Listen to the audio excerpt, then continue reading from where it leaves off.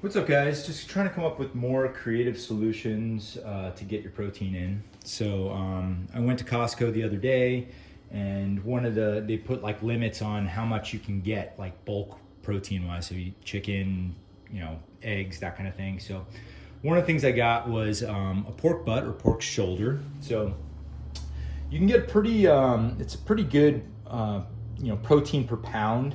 You can get. Usually comes in two, so this is actually one whole like pork butt or two pork butts that they kind of combine together. I want to say it's like close to $1 a pound. I want to say maybe it cost me $18 to get like 12 to 13 pounds, somewhere in that range. But I got a lot of meat out of it, which is cool, and it's a new protein source that I don't normally make at home. But so I made some carnitas out of it, which I'll show you in a second. Just want to talk through how I did it. So what I first did was you have like kind of two pieces of meat. I separated them. I trimmed it all at once. So I just kind of I used like one of those scissors to kind of trim all the fat off or as much as I could, broke it down into chunks or smaller pieces, threw it in this Instant Pot here. So if you don't have one of these are great. They make cooking like really fast. So I threw it in there first. I put in a little bit of chicken broth in there. So I want to say I had about 5 pounds total like meat and stuff that was like in here. Roughly. I used some chicken broth. I used a little bit of minced garlic. Both of these things I got from Trader Joe's.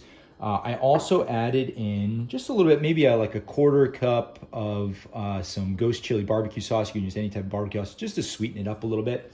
And then I also used, I don't have, because I used it up yesterday, but I used a pineapple salsa. This is just a peach salsa to kind of show you like another example. Trader Joe's has these things. Pineapple salsa came out awesome. Anyway, I throw all that in there. Kind of like I fill it up like with the liquid. It was probably the liquid in the salsa kind of, it was about halfway up the meat. Close it up, and Coach Phil, I kind of asked him for some advice because he's our kind of master chef out of all of the coaching staff. But we did a pressure cook at about 15 to 16 minutes a pound. So we did like roughly 90 minutes or 95 minutes. In here, I let it kind of like, after that, the pressure went off, I just kind of let it sit there for like another hour or so, and it came out perfect and shredded up. So I have it in a container that I'm going to use throughout the week, but you can see the little chunks of pineapple and stuff in there. Now this has been refrigerated overnight, so just to kind of show you what I ended up having here. So I can eat this throughout the week and add it to meals, add eggs to it, and combine other meats. But so you can pull it up and shred it. I also saved all of the like juice and stuff that came with it cooking wise. Now there's a little bit of fat. This has been in the refrigerator in there, but I like to use this for cooking. That's Phil's business over there, the City Pig Barbecue. I like to use this for cooking. Like maybe I'm making my single pot meal. I'll put a little bit of that in there to add some flavor to it.